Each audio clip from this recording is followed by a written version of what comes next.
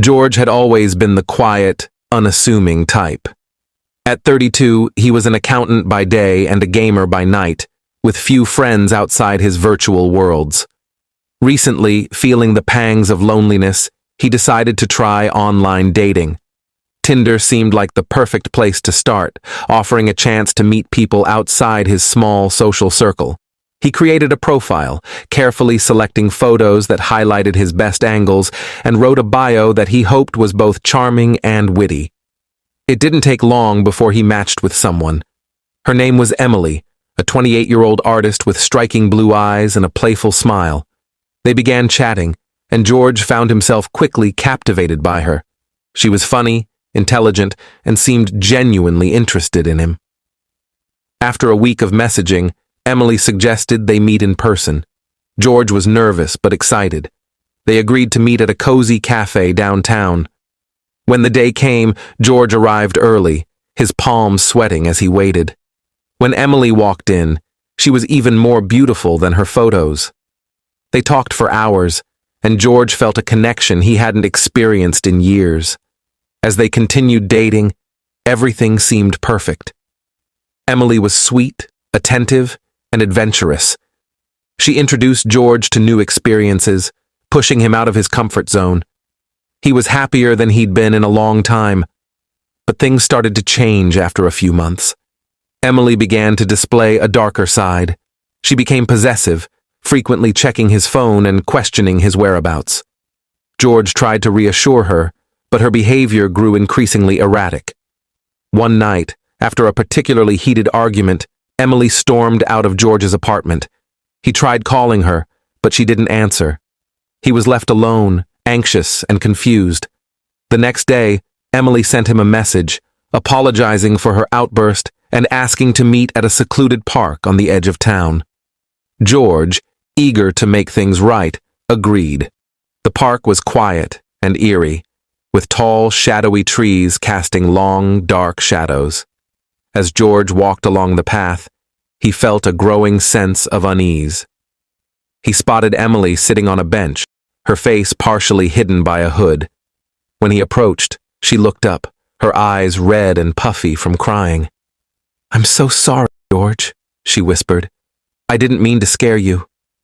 George sat down beside her, taking her hand. "It's okay, Emily. I just want to understand what's going on." Emily looked around nervously before speaking. "There's something I need to tell you. Something about my past."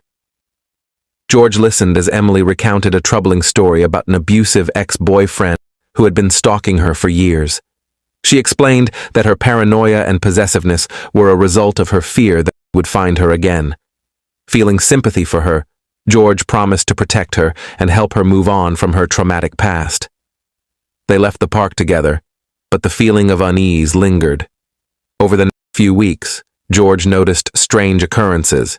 He received anonymous texts, his car was vandalized, and he felt like he was being watched. Emily assured him it was her ex, but George began to suspect something else. One night, while Emily was staying over, George woke up to find her missing from the bed. He searched the apartment and found her in the living room, speaking softly on the phone. She quickly ended the call when she saw him, but George caught a glimpse of the screen. It was a message thread with someone named Ryan. "Who's Ryan?" George asked, trying to keep his voice calm.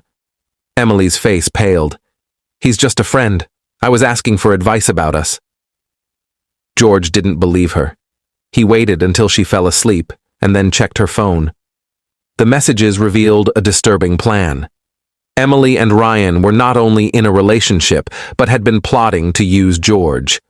They had meticulously crafted a scheme to manipulate and extort him, using Emily's fabricated stories to gain his trust and sympathy. Feeling a mix of anger and betrayal, George decided to confront Emily the next day. He needed to know the truth and put an end to their twisted game. But when he woke up, Emily was gone, along with her belongings. Panicking, he called her, but her phone was disconnected. He went to the police, providing them with the messages as evidence. They assured him they would investigate, but days turned into weeks, with no word from Emily or Ryan. George tried to move on, but the sense of dread never left him. He changed his locks, installed security cameras, and avoided social media. One evening, as he was coming home from work, he noticed a black car parked across the street. He didn't think much of it until he saw the same car again the next day and the day after that. It was always there, with tinted windows that hid the driver. One night, unable to shake the feeling of being watched, George decided to confront whoever was in the car. He walked up to it, his heart pounding. As he approached, the engine roared to life and the car sped away. George managed to catch a glimpse of the license plate and reported it to the police. They told him the car was registered to a rental company, making it difficult to trace. Feeling more paranoid than ever, George decided to stay with a friend for a few days. While he was gone, he received a call from his neighbor, informing him that his apartment had been broken into. The police found no sign of forced entry, but George knew who was behind it. Desperate for answers, he began to dig deeper into Emily's past. He discovered that Emily wasn't her real name. She had a history of deception, with multiple identities and a string of victims. She and Ryan had been running their con for years, preying on vulnerable individuals. George realized he had been just another target in their twisted game. Determined to bring them to justice, George hired a private investigator. After weeks of searching, they tracked Ryan to a rundown motel on the outskirts of the city.